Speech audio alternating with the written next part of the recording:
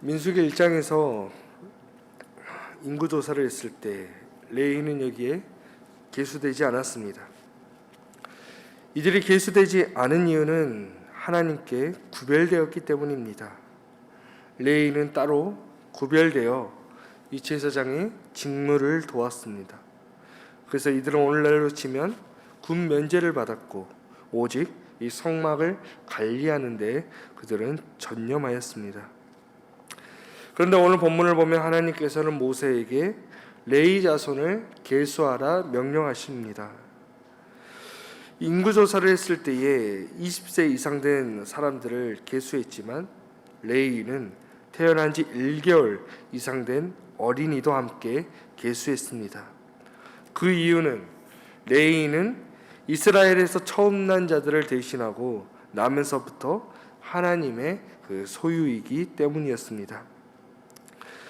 오늘 보면 17절부터는 이제 레위 자손을 소개하는데 레위의 후손들은 이 레위의 세 아들의 이름을 따라 가문을 이루었습니다. 게르손, 고핫과 무라리 자손입니다. 먼저 게르손 자손에서 계수된 자의 수는 모두 7,500명이었습니다. 이들은 성막 뒤에 그 서쪽에 진을 쳤습니다. 그래서 25절에서 26절은 이 게르손 자손이 맡아서 해야 할 그 직무를 다루고 있습니다. 우리 함께 25절과 26절 말씀을 함께 읽어보겠습니다. 게르손 자손이 상막과 그 덮개와 해막 휘장문과 뜰의 휘장과 및 성막과 제단 사방에 있는 뜰의 휘장문과 그 모든 것에 쓰는 줄들이니라. 아멘.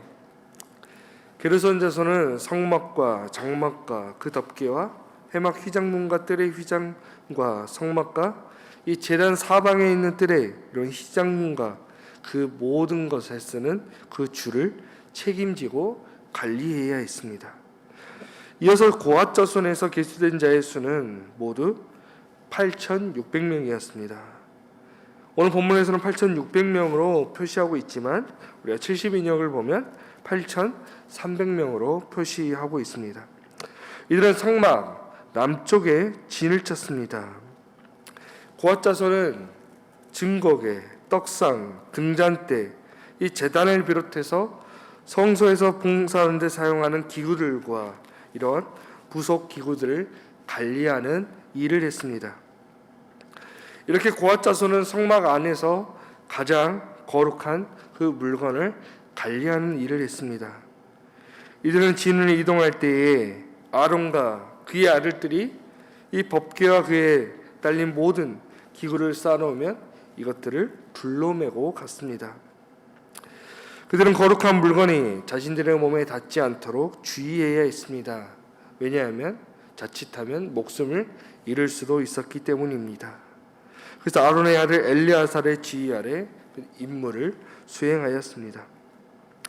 마지막으로 무라리 자손에서 계수된 자의 수는 모두 6,200명이었습니다.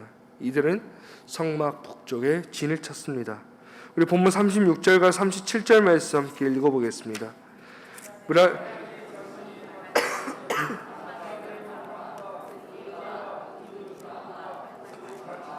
그 모든 기구와 그것에 쓰는 모든 것이며 뜰 사방 기둥과 그 받침과 그 말뚝과 그 줄들이니라. 아멘.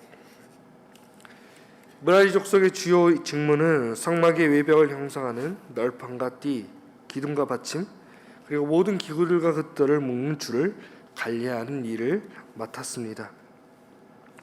이렇게 레위는 전장에 나가 싸우는 대신에 이 회막을 지키고 관리하고 운반하는 일을 맡았습니다. 이렇게 1개월 이상 된 레위는 모두 22,000명이었습니다. 이렇게 이스라엘 자손 중에서 특별히 레위는 성막 봉사를 위해 구별되었습니다. 이들은 오직 성막을 관리하는 일을 하였습니다. 이들은 평생의 무거운 짐을 짊어지고 옮겨야 했습니다. 그래서 레위인의 직무는 30세부터 50세까지 이렇게 수행할 수 있었습니다.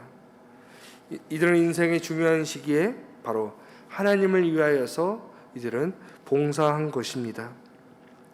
이처럼 이스라엘 백성들은 그 가문에 따라 그 직무가 구분이 되었습니다. 오늘 레위인의 직무를 살펴보면 어느 가문은 다른 가문보다 더 힘들고 고된 일을 한다고 생각할 수 있습니다. 또한 고앗 자손은 법계를 관리하는 일을 하기 때문에 더 중요한 일을 한다고 생각할 수도 있습니다. 그러나 어느 가문의 일이 더 중요하고 덜 중요하지 않습니다. 바로 모두가 다 하나님께서 맡기신 귀중한 그 일이기 때문입니다. 우리가 민수기 16장을 보면 이제 후에 고랏 무리가 반역을 일으킵니다. 이들이 반역을 일으키는 이유는 자신들에게 맡겨진 그 직무에 만족하지 못했기 때문입니다. 하나님께서 자신들에게 맡긴 일을 보잘것없는 것으로 보았습니다. 결코 이들에게 주어진 일은 작거나 보잘것없는 일이 아니었지만 그들은 그렇게 생각하지 않았습니다. 이들에게 직분을 주신 이유는 바로 하나님과 백성을 섬기기 위해 주셨지만 이들은 이 직분을 통하여서 자신을 드러내려고 했습니다. 이러한 모습이 바로 오늘 우리 교회 공동체 안에서도 일어납니다. 만약 이러한 일들이 일어난다면 오늘 우리가 속한 공동체를 든든히 세워나갈 수 없습니다. 이렇게 하나님께 반역하였던 그 무리들은 죽임을 당하였습니다. 그러나 그의 후손은 다른 길을 걸었습니다. 시편 84편 10절의 말씀입니다. 주의 궁정에서의 한 날이 다른 곳에서의 첫날보다 나은즉 악인의 장막에 사는 것보다 내 하나님의 성전 문지기로 있는 것이 좋사오니. 바로 이들의 후손은 악인의 장막에서 높은 자리에 있는 것보다 하나님의 성전 문지기로 있는 것만으로도 족하다고 이렇게 고백하였습니다. 이처럼 오늘 우리가 속한 교회 공동체 안에서 각자 맡은 직분이 있습니다. 또한 여러 곳에서 우리는 봉사를 합니다. 그러나 더 귀하고 덜 귀한 직분과 봉사는 없습니다. 바로 모두가 하나님께서 오늘 우리에게 맡기신 중요한 일이기 때문입니다. 만약 이스라엘 백성이 자기에게 맡겨진 직무가 보잘것없다고 생각하였다면 이들은 약속의 땅으로 향해서 그들은 이 여정을 나아가지 못했을 것입니다. 믿음의 행진을 할 수 없었을 것입니다. 주님은 오늘 우리에게도 귀한 이 직분을 주셨습니다. 레위인이 하나님의 성막을 섬기기 위해 구별된 것처럼 주님은 오늘 우리에게 주님의 몸된 교회를 섬기도록 하셨습니다. 그렇다면 오늘 우리는 내가 속한 공동체 안에서 어떠한 삶을 살아야 할까요? 그것은 바로 아무리 작은 일이라도 주님이 나에게 맡기신 일에 충실해야 한다는 것입니다. 때로는 내가 맡은 일이 사람들 앞에서 눈에 보이는 일을 하기도 하고 사람들의 눈에 전혀 띄지 않는 일일 수도 있습니다. 그러나 덜 중요하고 더 중요한 일은 없습니다. 오늘 우리가 하는 일은 사람에게 보이는 일이 아니기 때문입니다. 나를 드러내고 나를 높이는 것이 아닙니다. 온전히 하나님을 위해 하나님을 이름을 높이는 것입니다.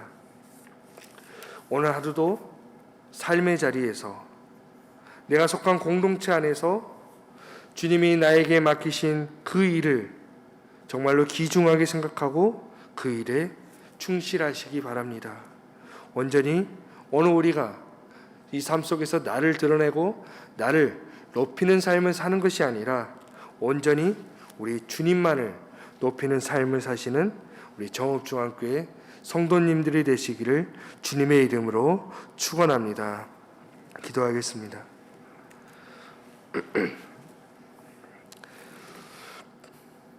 하나님, 주님이 나에게 맡기신 일에 오늘 우리가 충성되어 일하게 하여 주옵소서.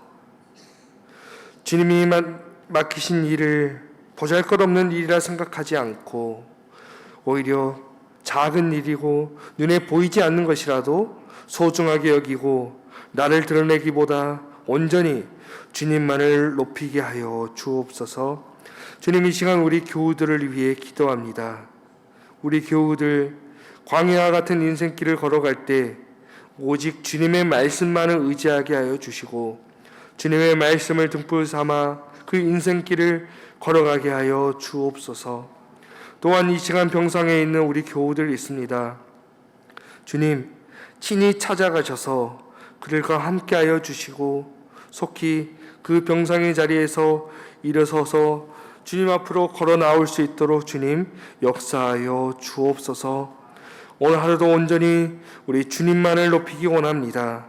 우리에게 맡기신 일에 충성하여 주님의 그 몸된 공동체를 든든히 세워나가도록 주님 도와 주옵소서.